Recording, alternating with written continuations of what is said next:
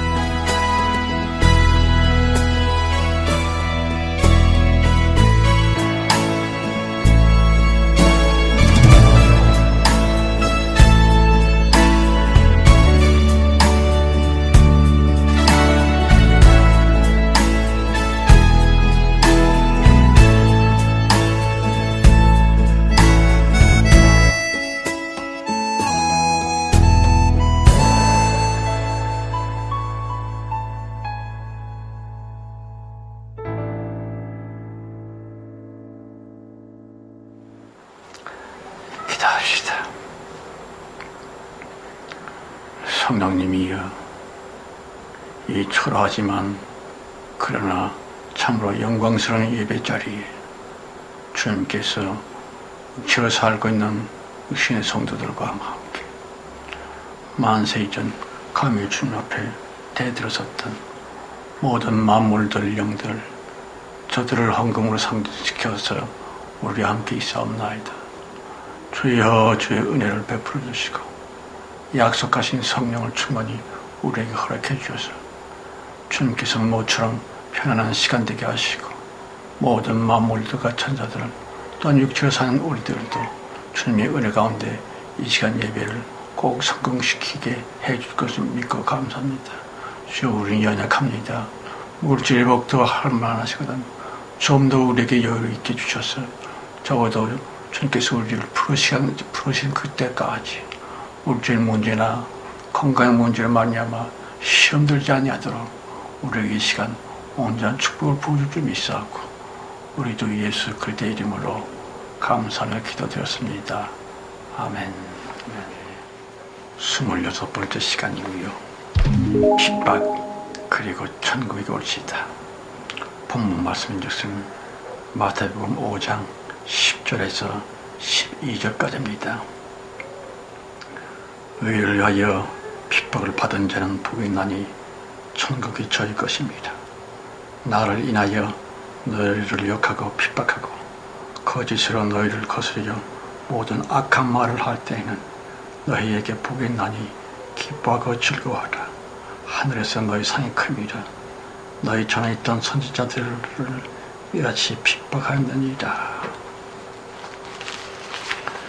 여러분, 저는 매우 시건방지게 있으리 모두가 산상수훈이라고 공감하고 있는 본 성경 말씀에 대해 쭝불나게 쓰리. 새 하늘과 새 땅이며 곧 천국 완성을 위한 예수 그리스도의 장엄한 창조 선언이라고 그랬고요.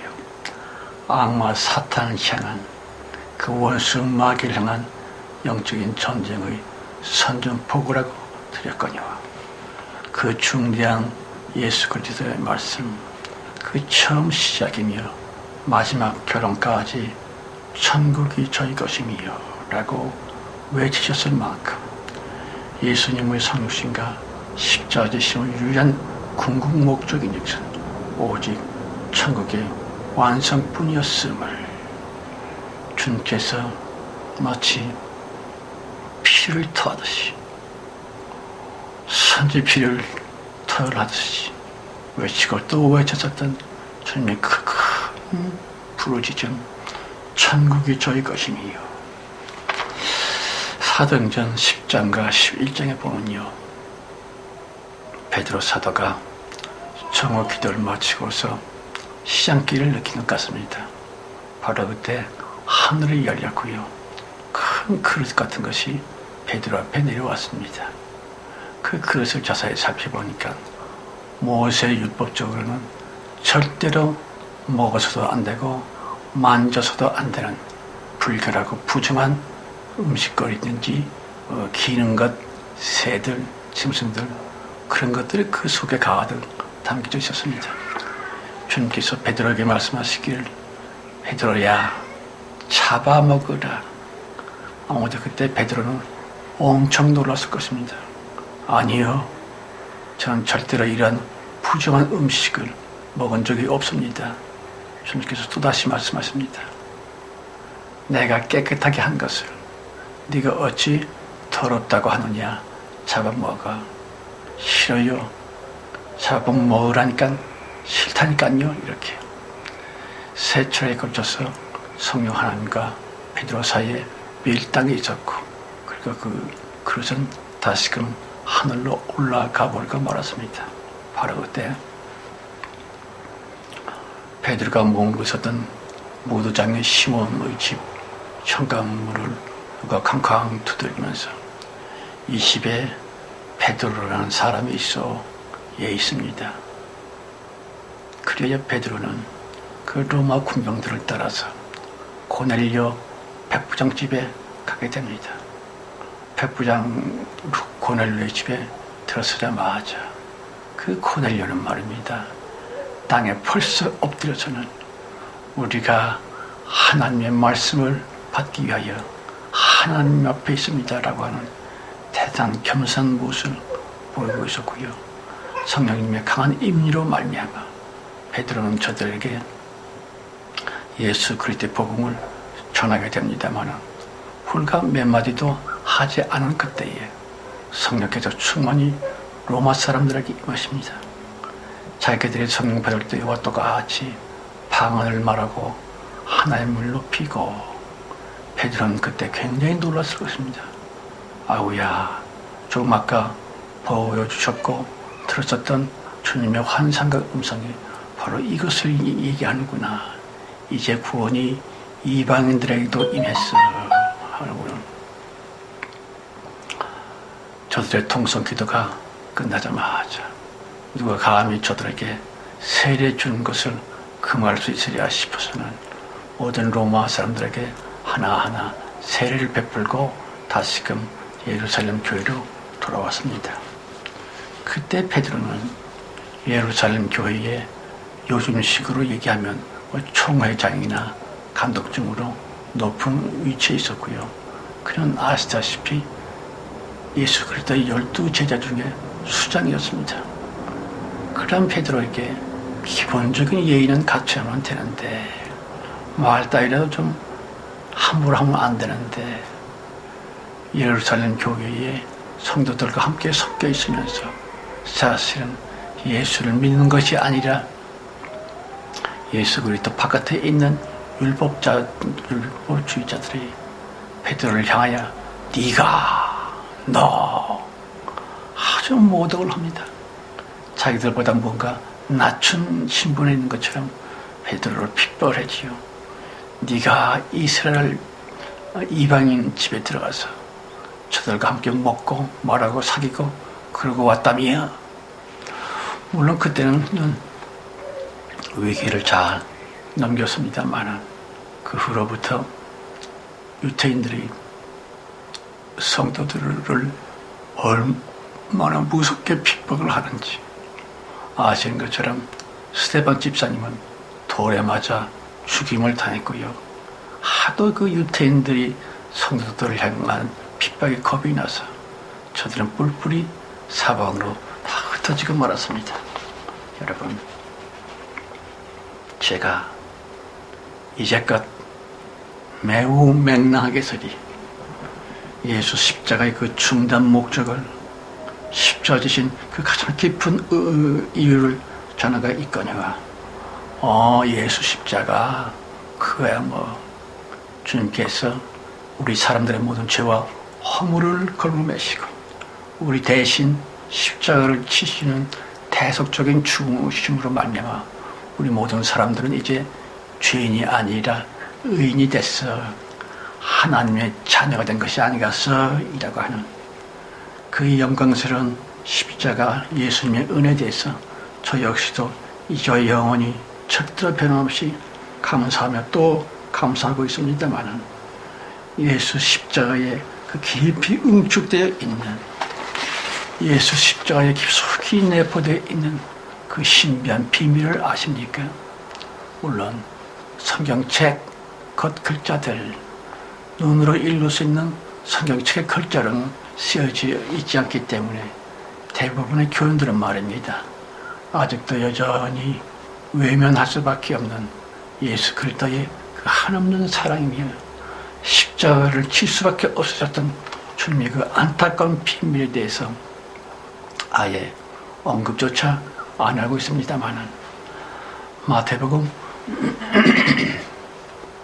22장에 보면요, 어느 날 바리새인들이며 율법사가 주님을 찾아와서 물어옵니다. 선생이여, 율법 중에 어느 계명이 가장 큽니까? 주님께서 비장하게 대답하시기를, 이스라엘아 들으라, 쉐마 이스라엘, 마음을 다하고 목숨을 다하고 뜻을 다하여 주 너희 하나님을 사랑하라. 이것이 첫째는 계명이요, 둘째는 그와 같으니 네 이웃을 네 몸처럼 사랑하라. 이 두 계명이 온 율법과 선지자의 강령이니라 라고 말씀하시더니, 잡히시던 그날 밤 새우 만찬을 성도들과 함께 나누신 후 주님은 매우 진지하게 말씀하십니다. 내가 너에게 새 계명을 준다. 내가 너희를 사랑할 것 같이 너희도 서로 사랑하라. 새 계명, 그리스도의 계명, 십계명이나 율법을 펴려고 하신 것이 아니라 이 새 계명 안에서 무엇을 말미암아 우리에게 전해진 십계명도 구약 때 모든 율법도 완성이 되는 것입니다. 예수 그리스도의 성육신 및 십자가의 죽으심의 그 근본적인 이유이며 목적인 것은 정령 사랑, 참 사랑 때문이었습니다. 예수 그리스도의 마지막 유언과도 같은 그 사랑 말입니다. 그런데 문제는요,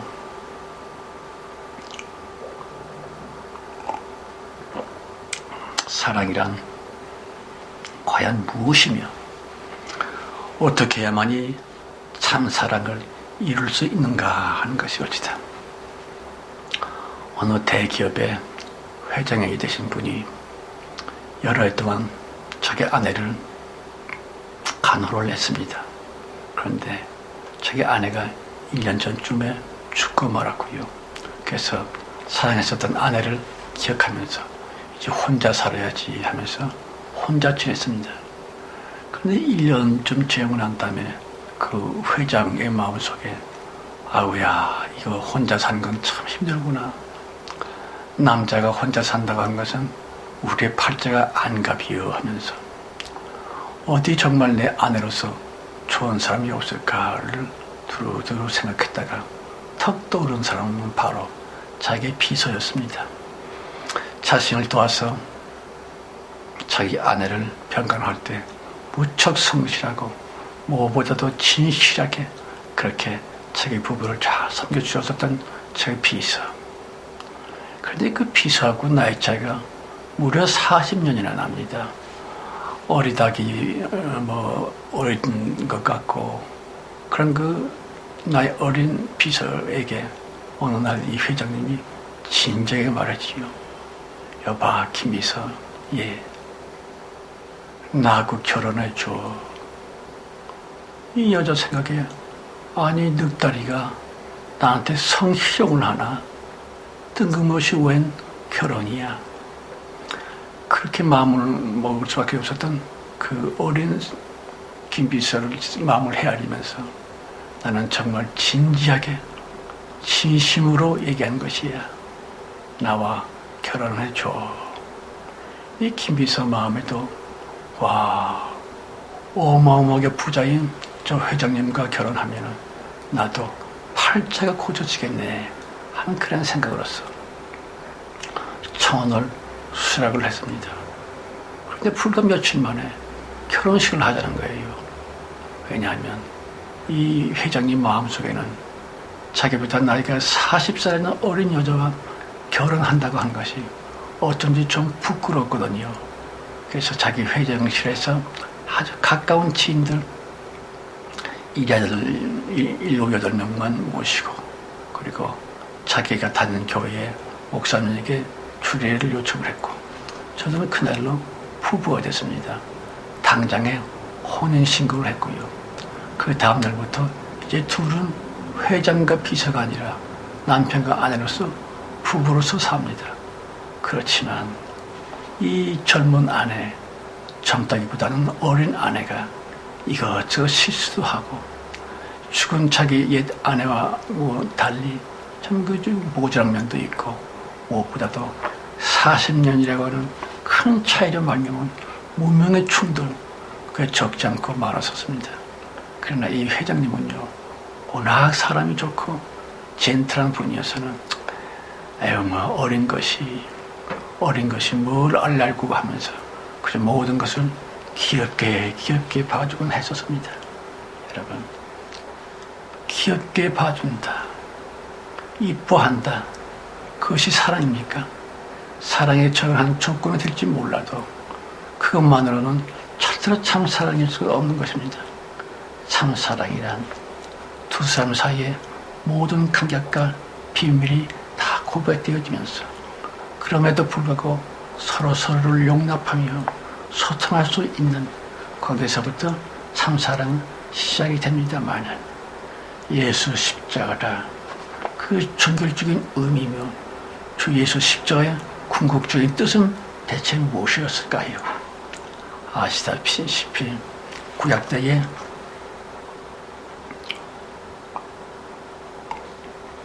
하나님은 여호와 이름으로서 홀로 높이 받들어 모심을 받으면서 주님은 홀로 높은 보좌 위에서 수직적으로 낮고 천한 사람들을 통치를 하고 계셨습니다.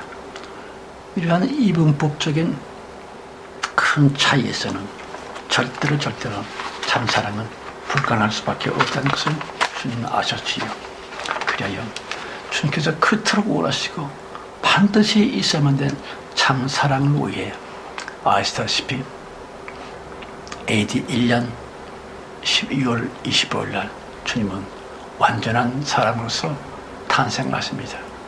그리고 33년쯤 후에 골고다 십자가에서 그 끔찍한 십자가를 지시고 대속의 죽음을 죽으셨습니다마는 주님께서 왜 그렇게 처참하고 정말 참혹한 십자가의 죽음을 당하셨을까요?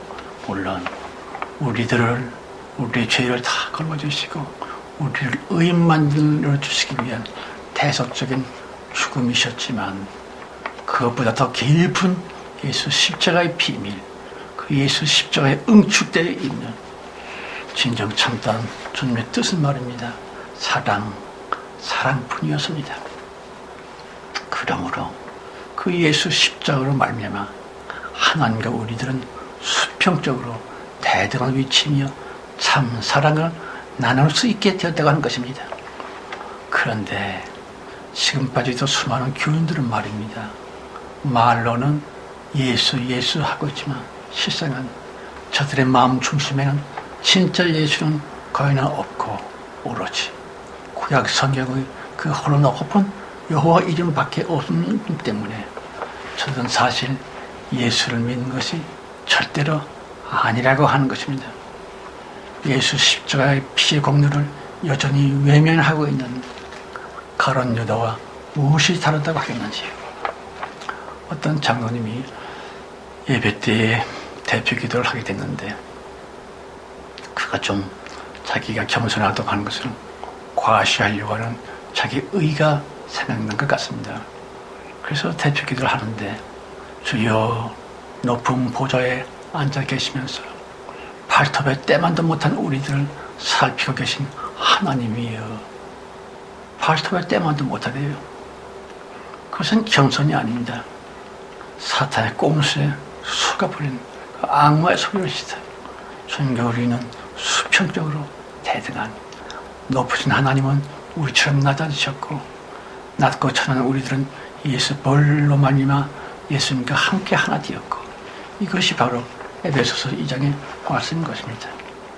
어쨌든 예수 피 공력 까닭에 우리들은 하나님의 자녀로서 무한한 자유와 놀라운 꿈과 창조적인 소망을 갖게 되었지만 반드시 아실 것은 예수 부활로서 우리에게 주신 그 큰 자유로서 방탕과 죄의 도구로서 우리 일상이 허위되면 절대로 안 됩니다. 차라리 우리의 몸과 마음을 예수 밑에 드려서 하나님의 영광을 위한 산 제사여 산 제물로서 꼭 쓰임을 받아야만 됩니다만은 주님의 자녀라고 하는 그 어마어마한 예수 부활의 그 큰 가능성을 아직도 여전히 받아들이지 못한 채로 구약 성경 때의 높은 신 밑의 백성들 혹은 종교의 노예들처럼 여전히 하나님을 받들어 모시고 있는 예수의 피를 부정하고 있는 세상 예수를 안 믿는 불신자들 말입니다. 10절 말씀이요. 의를 위하여 핍박을 받은 자는 복이 나니 천국의 저희 것입니다. 10절 말씀에 핍박을 받는 자가 아니라 받은 자니라고 했습니다. 여러분 반드시 알 것은요, 하나님과의 참 사랑을 나눔에 있어서 본 성경은 말하기를 의를 위하여 핍박을 받은 자는 무슨 뜻일까요? 우리의 그 큰 자유를 몹시 질투하고 있는 그 사탄 악마 때문에 성도들이 겪으면 되는 핍박 내기는 박해일는 마치 우리의 운명 같은 것이 된다고 하는 것입니다. 어느 수도승 두 분이 수도승이라고 하면 평생의 기도와 성경 말씀으로 산다고 헌신한 분들을 수도승 내지는 수도사라 그럽니다만은, 수도승 두 분이 수도원의 업무를 위해서 시내에 나갔다가 이제 돌아가는 길이었습니다. 올 때는 분명히 실개천 같은 조그만 개울이었는데, 그런데 돌아가는 길에 그 실개천은 커다란 깊은 개천으로 변해 있었습니다. 그 몇 시간 사이에 엄청난 큰 비가 내린 것이죠. 몇 미리가 내렸는지 큰 비가 내림으로 말미암아 그 개울 같은 실개천이 도무지 사람이 제대로 건널 수 없는 큰 개천이 되었고, 물이 콸콸콸 소리를 내면서 흘러내리고 있습니다. 그래서 수도승 둘은 야, 비가 참 많이 왔었는가 보다. 이제 그 개천을 건너려고 준비를 하고 있는데, 그때 웬 여자가 뛰어왔습니다. 뛰어와서는 그 개천 물을 보면서 엉엉엉 우는 거예요. 그래서 둘 중에서 좀 나이가 지긋한 수도승께서 그에게 물었습니다. 아니요, 웬일입니까? 그때 여자가 말하기를, 이 개천 건너에 저희 어머니 친정집이 있는데 어머니가 위독하다는 전가를 받고서 어머니 집에 가야 되는데 이렇게 무섭게 콸콸 소리를 내면서 흐르는 개천을 건널 수가 없어서 정 너무 슬픕니다라고 계속 우는 거예요. 그때 이제 나이가 좀 지긋한 고참 수도승께서 한참 생각하더니만, 자, 그러면 내 등에 업히시오. 제가 어떻게 수도승의 등에 업힙니까? 했더니만, 이 방법 외에 또 다른 이 개천을 건널 수 있는 방도가 있습니까? 없지요. 그럼 내 등에 업히시오. 그래서 이제 그분이 여자를 업고 낑 하고 일어났지요. 그리고 그게 사람이 사람을 어울려면 애기들도 추스리잖아요. 자기 등에 잘 밀착이 되는지. 그때 여자를 추스리는데 할 수 없이 여자의 그 하체를 수도승이 손으로 만질 수밖에 없었습니다. 그래서 어쨌든 그 여자를 추스려서 잘 업고 개천을 건넙니다. 조심조심 살금살금, 조금이라도 실수하면 그대로 넘어지고 쓸려 내려갈 테니까 조심조심 건너갔는데, 중간쯤 이르러서 여자가 그만 너무 놀라고 무서워해서 가운데쯤 되니까 물이 더 빠른 속도로 흐르고 더 큰 소리로 콸콸콸 하고 흐르니까 그 수도승의 목을 꽉 끌어안습니다. 그러자 또 이 수도승은 다시금 여자를 추스리면서 더욱 살금살금 조심조심 드디어 개천을 무사히 건너게 되었습니다. 그래서 이제 수도승과 이 젊은 여자는 서로 인사를 하면서 안녕히 가십시오. 예, 고맙습니다. 하고 이제 헤어져서 수도승을 향해서 걸어가게 됐죠.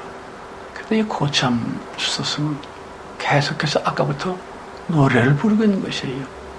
그 노래소리가 얼마나 듣기 싫은지 젊은 수도승이 두 팔을 쫙 벌리고 고참 수도승 앞을 가라막았습니다.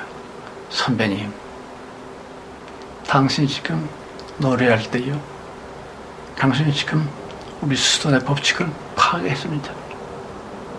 당신의 두 손이 여자의 궁뎅이에 와닿았고 그 여자와 당신은 딱 밀착이 되어서 그것은 간음입니다. 간통했습니다.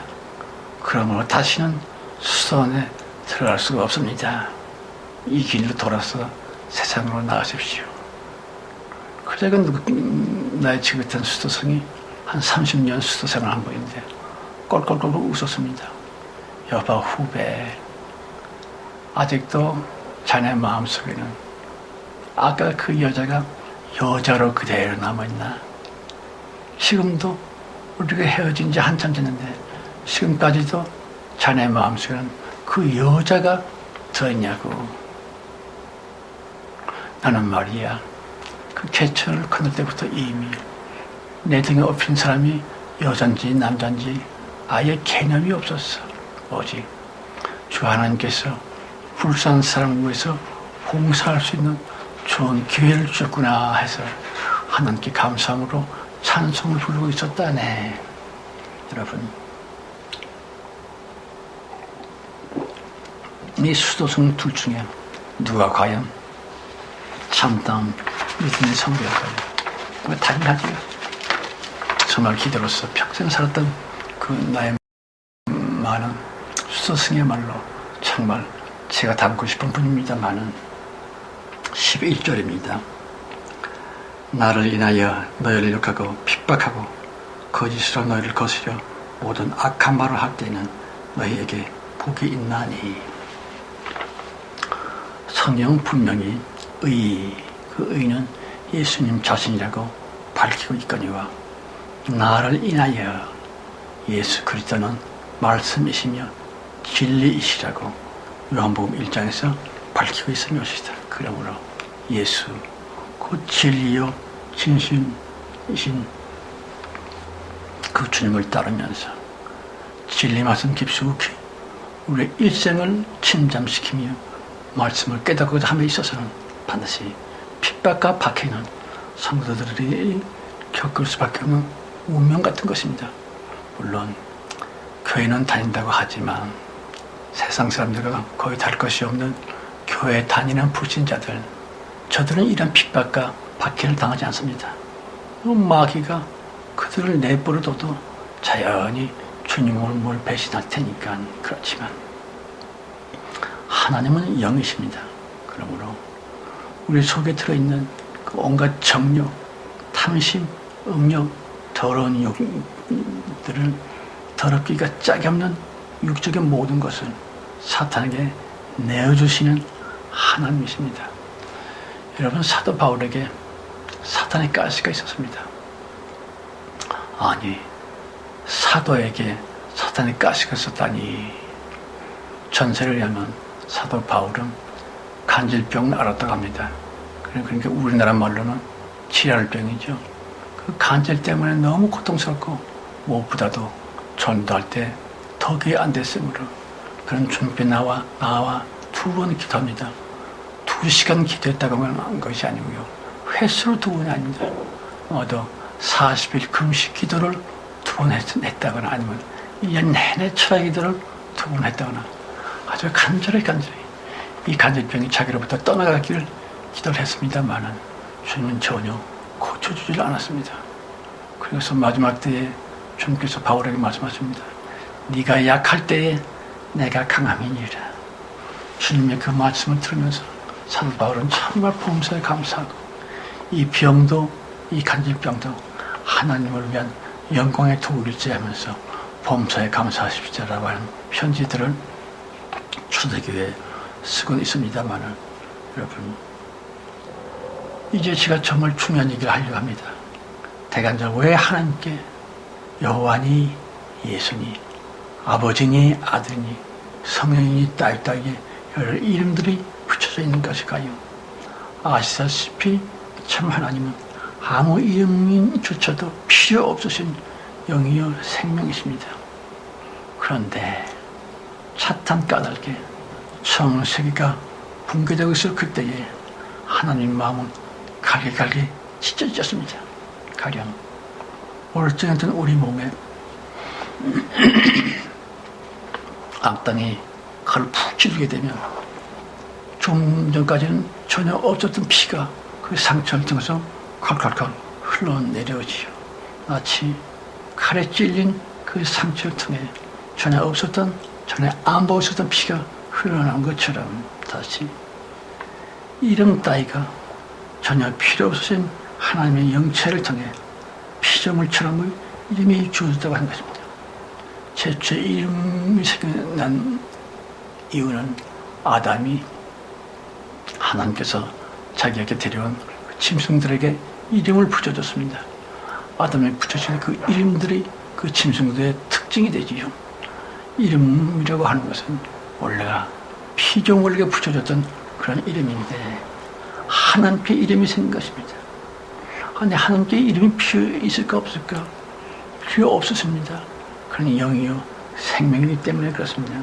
그러므로 우리들이 주님을 일컬어서 요한이 예수님 등등 하나님께 대한 명칭에 대해 집착할 것이 전혀 아닙니다. 주님께서 정말 원하시는 것은 당신을 향한 이름 따위며 조직신학 따위며 그런 것이 결코 아닙니다. 오직 사랑만 주님께서 우리에게 원하시는 하나님의 영원전 못해 소원이십니다. 제가 좀 더 길게 설명하고 싶습니다만은 오늘은 이 정도로 끝내려고 합니다. 예수 재림이라. 예수 재림에 대한 많은 오해들이 있고 예수 재림의 그 깊은 뜻을 모르기 때문에 이상하게 많은 이단들이 생겨난 것입니다. 그렇지만 예수 재림이라 무슨 뜻일까요? 그 허접한 이름 따위들이 모두 영원히 제거됨으로 말미암아 그렇습니다. 하나님께서 사람을 지으시고 그 사람들을 의인 만드시고 그리스도 예수님 면문된 교회의 성도이며 그리스도 신부이며 하나님의 아내로 만드시기 위해 주님께서는 성령신 하신 것입니다. 그러므로 그 사람들의 사랑으로 말미암아 그 사람들에게 위로를 받아주심으로써 그 어떤 이름도 없는 차라리 영이요 생명이신 하나님으로서만 강림하실 텐데 곧 예수 재림인 것입니다. 아니 예수 재림 아니요 예수 재림이다라는 말도 그 사람들이 만든 단어입니다. 그래서는 그냥 재림이요 차라리 하나님의 재림이라고 하는 것이 올바른 말이라고 생각합니다. 어쨌든 피조물에게나 붙여줄 수밖에 없는 이름 따위들을 사람의 위로와 참된 사랑으로 말미암아 자기의 상처가 다 치료되고 자기 그 아픔들이 다 치유됨으로 말미암아서 이제 주님은 전혀 이름이 없으신 순수한 사랑으로 영이의 생명으로 강림하게 하시게 될 텐데 그것이 바로 예수 재림입니다. 그래야 이 땅 위에 불심판 대신에 정말 아름다운 새하늘 새 땅이 열릴 것이며 감히 하나님을 향하여 피조물처럼 대우를 했었던 그 악마 사탄 마귀는 그때 사로잡혀서 지옥불에 영원히 처박히게 될 것입니다. 그렇습니다. 죽음 없고 늙음 없고 애통하는 것이나 고통하는 것이나 차별 없고 가난 없는 진정한 낙원 같은 아름다운 세상이 이 땅에 이루어지게 될 것입니다. 그러나 이것을 위하여 주님께서는 십자가를 지시고 십자가를 지시하면 되었으며 사람을 만드시고 그 사람을 구원할 수밖에 없어졌다 하는 것입니다. 이제는 소표시마 약속하신 주 예수 이름에 완전한 사랑과 충만한 은혜의 있음과 아버지 하나님의 그 놀라운 사랑 충만함과 성령님께서 우리를 최후의 대봉 때 높이 들어 쓰시는 내주 내지하심 끝까지 우리를 지켜 보호해 주시며 우리 모두들 특히 우리 어린 것들 우리들의 간절한 기도 제목 위에 이제와 영원히 충만해 주셨기를 간절히 축원드려 싸움나이다. 아멘.